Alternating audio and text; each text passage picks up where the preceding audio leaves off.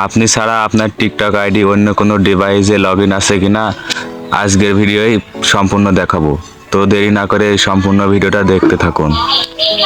আপনি যদি একজন টিকটকার হয়ে থাকেন বা টিকটক চালান তাহলে এই ভিডিওটা আপনার জন্য খুবই গুরুত্বপূর্ণ।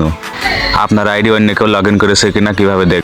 প্রথমে আপনার ফোনে থাকা টিকটকটা লগ ইন করবেন, তারপর প্রোফাইল নামের অপশনটাই ক্লিক করবেন। ক্লিক করার পর ওপরে 3 ডট বলে লেখা আছে, আইকনে ক্লিক করবেন। ক্লিক করার সাথে সাথে আপনার সেটিংয়ের ভিতরে নিয়ে যাবে। এখানে বেশ কিছু অপশন দেখতে পারবেন। প্রথমে আপনি সেটিং অ্যান্ড প্রাইভেসিতে ক্লিক করবেন।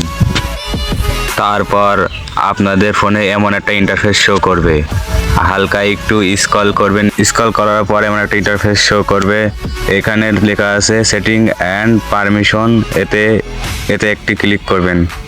তারপর ম্যানেজ ডিভাইসে একবার ক্লিক করবেন। ক্লিক করার পরই আপনার ভিতরে ঢুকাই নেবে। তারপরে এমন একটি ইন্টারফেস শো করবেন। দেখতেই পাচ্ছেন আমার ফোন বাদে 3টা পিসিতে লগ ইন আছে আমার আইডি। আমি পরপর 3টাই ডিলিট করে দেব।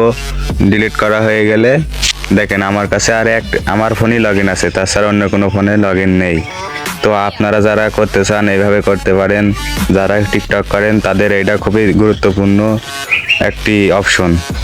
সো গাইস, ভিডিওটা ভালো লেগে থাকলে লাইক, কমেন্ট, শেয়ার করতে ভুলবেন না কিন্তু।